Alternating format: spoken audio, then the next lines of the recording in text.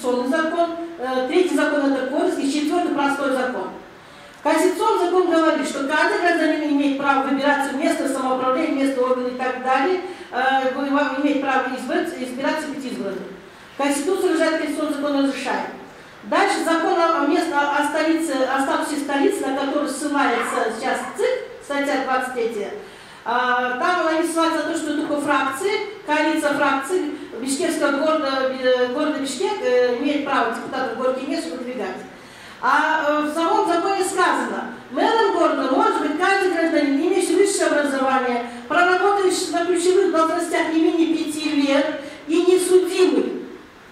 Мэр города Бишкек, согласно этому закону, сможет избраться любой гражданин. Любой гражданин. Но там не сказано. И также потом второе право. Право выдвижения имеют также, получается, право выдвижения имеет коалиция фракций,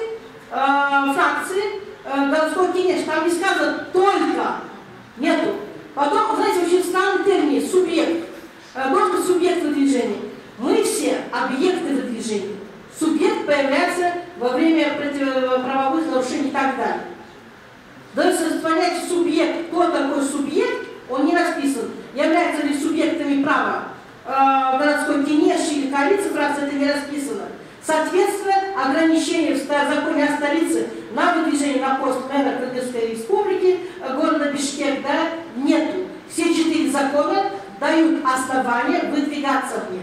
Но есть момент, они говорят, вы не подали пакет документов, но вы в моем отказе не дали ссылку на то, что я не подал пакет документов. Потому что Бишкекский ТИКС должен был мне вернуть документы, позвать меня, в течение 24 часов дать исправить документы, 48 часов дать на полную комплектацию документов и принять. Ничего-то им не было сделано. Действие и бездействие Бишкекского ТИКС.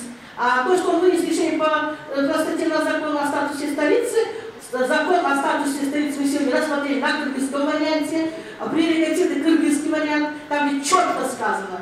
Право имеют и коалиция, право имеет и сам гражданин. То есть ограничения такого нету.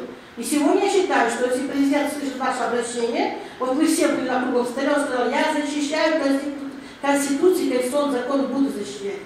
И эти законы дают нам право выдвигать его, регистрировать меня в качестве кандидата на пост мэра Кыргызской республики. А если нет, то ущемляются мои права.